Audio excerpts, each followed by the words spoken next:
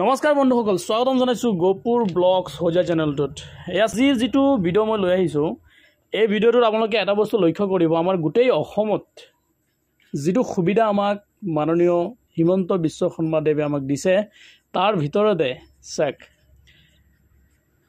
ভিতৰতে professional course মানে 5 লাখ টকাৰ বাবে যিটো এপ্লাই কৰিবলৈ সুবিধা দিছে, তাৰ বাবে আমাৰ গোটেই অসমত টোটেল কেণ্ডিডেট কিমান জানেনে আপোনালোকে? এয়া মই আপোনালোকৰ দেখুৱাব চেষ্টা কৰিছোঁ আপোনালোকক স্ক্ৰীনৰ মাধ্যমত।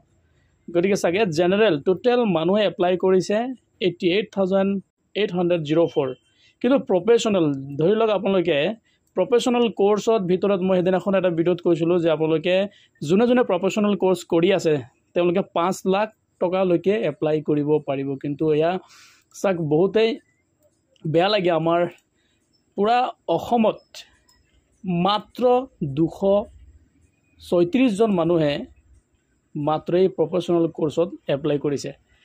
তাৰমানে এটা বস্তু আমি নিৰ্দিষ্টভাৱে ক'ব পাৰোঁ যে আমাৰ গোটেই অসমত মাত্ৰ 236 জন বা হায়েষ্টলি 500 জন ষ্টুডেণ্ট হ'ব, যিবোৰ মানুহে LLB কৰি আছে বা আপোনাৰ ভাল পলিটেকনিক কৰি আছে, ডিপ্ল'মা কৰি আছে বা প্ৰফেশ্যনেল কোৰ্ছকেইটা কৰি আছে। গতিকে 5 লাখ টকাৰ যিটো অনুদান বা চৰকাৰে আত্মনিৰ্ভৰ হোৱাৰ বাবে যিটো 5 লাখ টকা দিছে, সেইটো অকল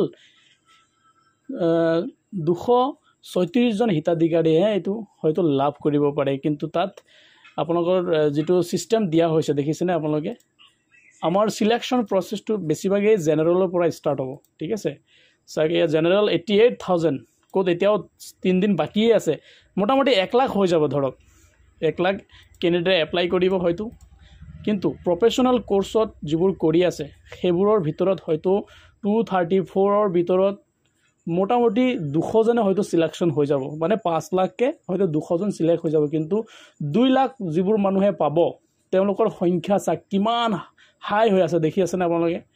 আৰু এই ইমান হাইৰ ভিতৰত আপোনালোকে নিজে ভাবক, চিলেকশ্যন যদি কৰে তেতিয়াহ'লে চাওকচোন কিমানজন মানুহ কৰিব।